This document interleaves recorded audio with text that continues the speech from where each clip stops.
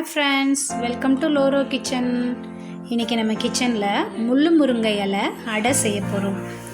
அதுக்கு தேவையான பொருள் முள்ளு முருங்கை இலை 10லேருந்து 15, மிளகு 1 டீஸ்பூன், புழுங்கல் அரிசி 1 டம்ளர்.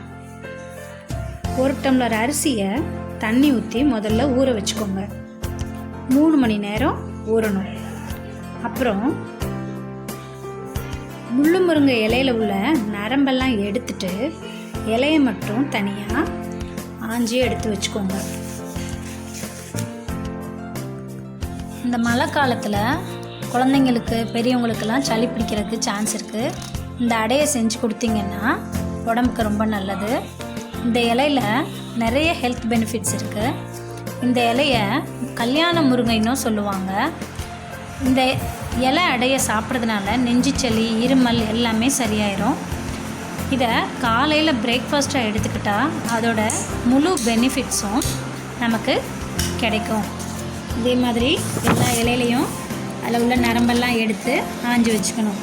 இந்த நரம்பெல்லாம் எடுக்காமல் இருந்தால் மிக்சியில் அரைக்கும்போது சரியாக அரைப்படாமல் அடை சாப்பிடும்போது நாராக வாயில் தட்டுப்படும். அதனால் இந்த நரம்பு ஃபுல்லாக நம்ம எடுத்து இப்போ ஆஞ்சி வச்சிட்டோம். இப்போ அடுத்து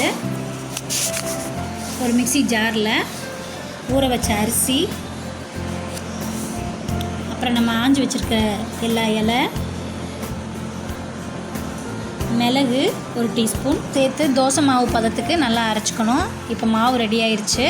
அதை ஒரு பாத்திரத்தில் ட்ரான்ஸ்ஃபர் பண்ணிவிட்டு நம்ம அடை சுட ஆரம்பிக்கலாம். இப்போ தோசைக்கல் அடுப்பில் வச்சு நல்லா காஞ்சதும் நல்லெண்ணெய் 1 டீஸ்பூன் ஊற்றி 2 கரண்டி நம்ம அரைச்சி வச்ச மாவு ஊற்றி லேசாக இழுத்து விட்டு அடையை சுடணும்.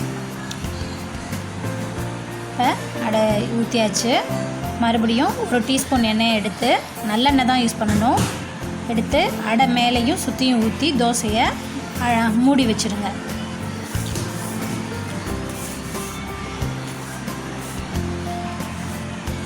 ஒரு 2 நிமிஷம் கழித்து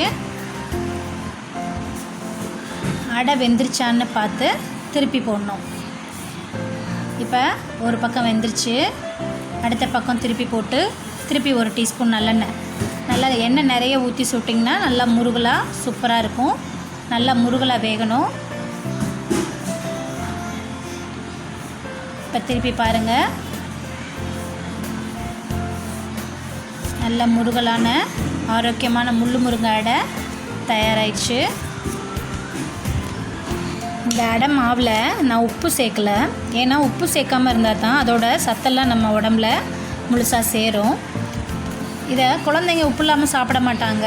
அவங்களுக்கு அடை தோசை மேலே லேசாக வீட்டில் அரைச்ச பருப்பு பொடி இல்லைன்னா இட்லி பொடி இருந்தால் அடை மேலே தூவி கொடுக்கலாம். அப்போ விரும்பி சாப்பிடுவாங்க. இந்த அடையை நீங்களும் வீட்டில் செஞ்சு பாருங்கள்.